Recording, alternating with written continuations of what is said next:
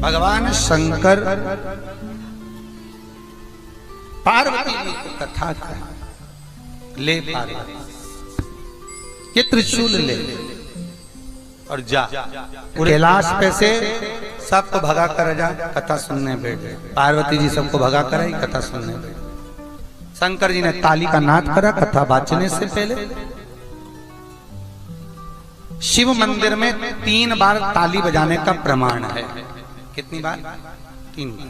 पहली, भगवान शंकर के मंदिर में पहुंचकर शिव को उपस्थिति दर्ज करना। दूसरी, हम अगर शंकर से कुछ ना मांगे तो भी शिव हमारे घर में भंडार भरे। तीसरी, शंकर की शरणागति प्राप्त। 3 ताली। भगवान भोगड़दानी मेरा शंकर कथा बाचने जैसी बैठे, ताली बजाई। कोटर में एक तोती बैठी हुई थी, तोता उड़ गया, उसका अंडा उसमें गिर गया। कथा चालू। पार्वती से शंकर जी बोले, पार्वती कथा 2 तरह से होती है पार्वती। एक कथा वो जिसमें वक्ता कहे, श्रोता कानों से सुन ले, आंखों से देखता रहे, कानों से सुनता रहे। और दूसरी कथा वो होती है जिसमें वक्ता कहे और श्रोता हुंकार भरते चले। पार्वती जी बोली, प्रभु इतने दिनों से आपका मुंह देख रहे, कोई फायदा नहीं हुआ, इसलिए मेरा मन है कि मैं हुंकारा भर दूंगी, तुम कथा कर दो। कथा प्रारंभ। पहले होती थी ऐसी कथा मंदिरों में, माताएं दरवाजा से दीवार से टिक टिक के बैठ जाती, महाराज जी कथा सुना देते। सारी माताएं हुंकारा भरती जाती। लीलावती के पति पानी में डूब गया, कलावती ने सत्यनारायण की कथा करी, कहीं की बेटी बेटी गुर्राटा भी भर लेते। फिर बीच बीच में पंडित जी तीसरी रेवा खंडे प्रथम अध्याय समाप्त, घंटी बजाते उठ जाओ।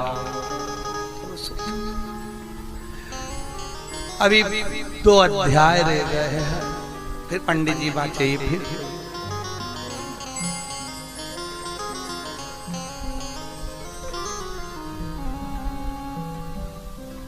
अच्छा ईमानदारी से बोलो,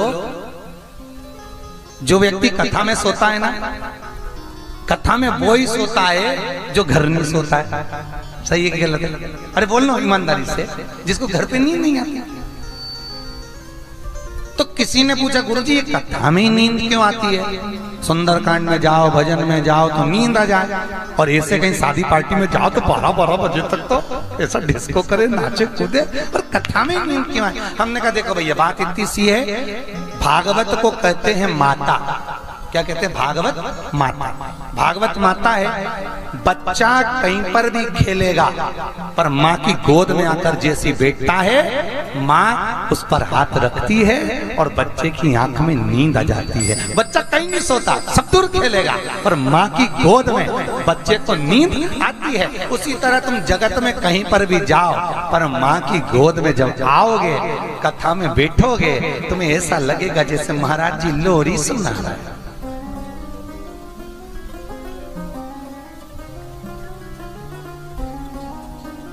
पड़ोस मारी कौनी उठ सो रही क्या? तो ऐसा क्या कर रही? भगवान भाग रहा तो बुला रही।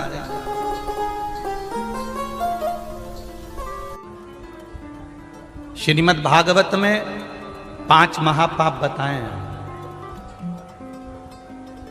शिव महापुराण में 5 महापाप बताए हैं। गरुण पुराण में 5 महापाप कहे।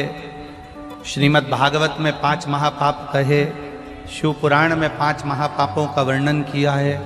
कुर्म पुराण में, स्कंद पुराण में 5 महापापों का वर्णन किया है। उस 5 महापाप में पहला पाप है बाल हत्या। पहला पाप कौन सा है? जम के बोलो जरा। बाल हत्या।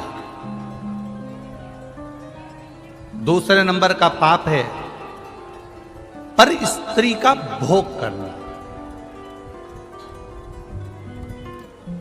पर नारी का संग करना, यह महापाप की गिनती में आता। तीसरे नंबर पर आता है स्वर्ण की चोरी करना। सोने की रकम चुरा लेना, सोने की रकम को प्राप्त कर लेना, यह महापाप की गिनती में आता है। चौथे नंबर में आता है किसी के घर में आग लगा देना।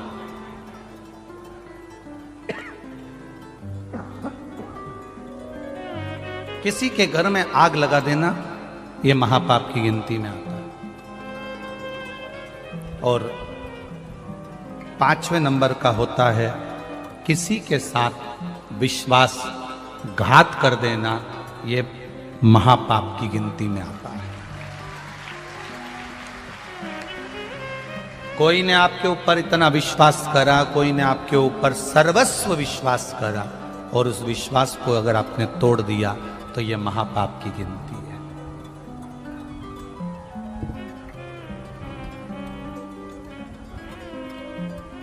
कितना पुण्य।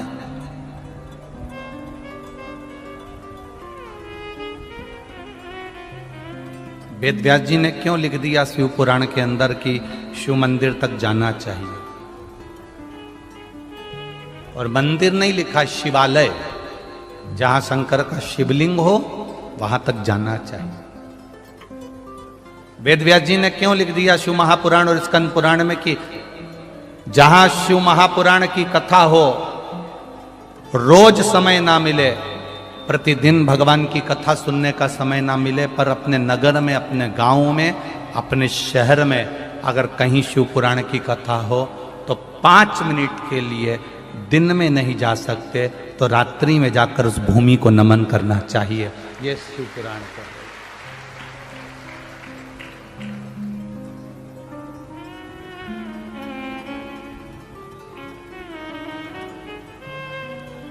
आपको कथा में कहा था हेलीकॉप्टर को नीचे उतारने के लिए हेलीपैड पर एच बना होता है। हेलीकॉप्टर वाला देख लेता है कि एच बना है, हेलीपैड बना है, तो वो हेलीकॉप्टर को वहां उतार लेता है। वेदव्यास जी शिव पुराण में लिखते हैं जितने दिन तक शिव महापुराण की कथा जिस नगर में, जिस गांव में, जिस क्षेत्र में होती है, उतने दिन तक भोलेनाथ जी का हेलीपैड वही भूमि कहलाती है, नंदी वही उतरता है।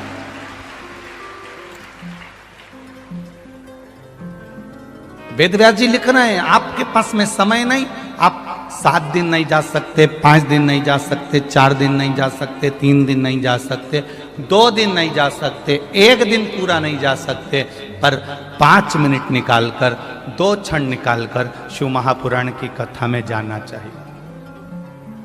क्या होगा? स्कंद पुराण में वेदव्यास जी लिख रहे हैं, शिव महापुराण में वेदव्यास जी लिख रहे हैं, विद्धेश्वर संहिता में वर्णन कर रहे हैं, जो भूलवश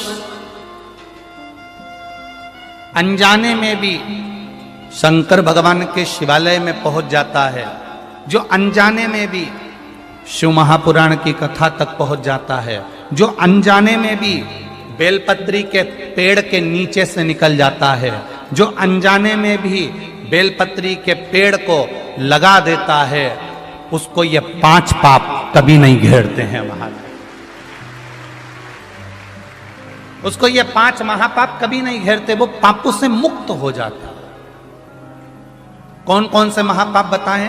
पहले नंबर पर बोलो, जम के बोलो, बाल हत्या। दूसरे नंबर पर है पर स्त्री गमन। तीसरे नंबर पर है स्वर्ण की चोरी। चौथे नंबर पर है किसी के यहाँ आग लगा देना।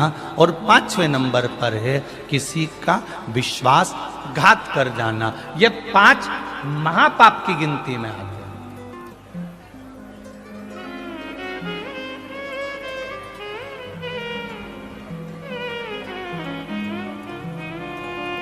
हम कितना पुण्य कमाते हैं, हम कितना जल चढ़ाते हैं, भजन करते हैं, कीर्तन करते हैं, मंत्र जाप करते हैं, श्री शिवाय नमस्तुभ्यम जपते हैं, ओम नमः शिवाय जपते हैं, नमः शिवाय जपते हैं, द्वादश अक्षर मंत्र ओम नमो भगवते वासुदेवाय जपते हैं, राम नाम कृष्ण नाम जपते हैं।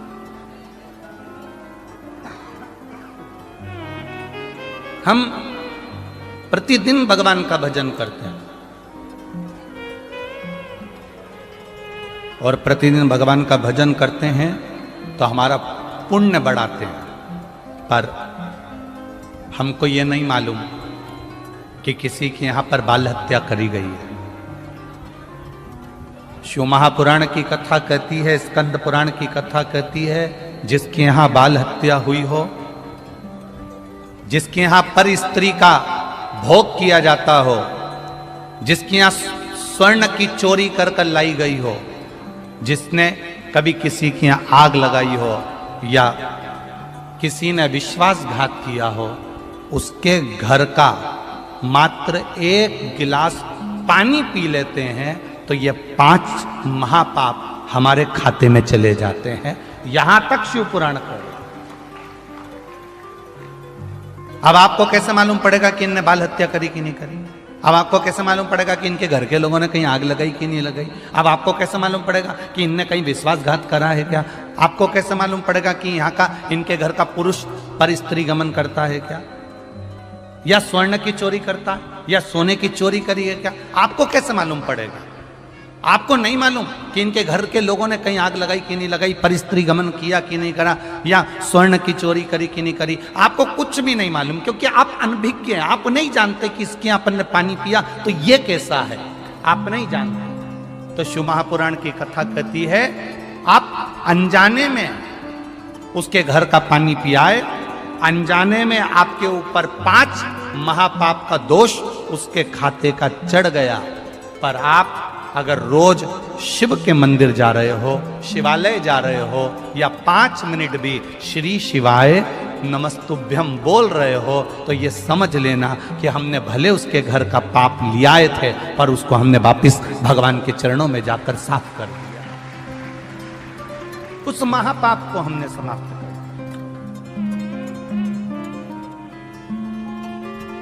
मैंने तेरे ही भरोसे बाबा, तेरे ही भरोसे हवा बिच उड़ती जावागी बाबा, डोर हतो छड़ीना में कड़ी जावागी। भोले मैं तेरी पतंग, शंभो मैं तेरी पतंग, हवा बिच उड़ती जावागी बाबा, डोर तो छड़ीना में कड़ी जावागी।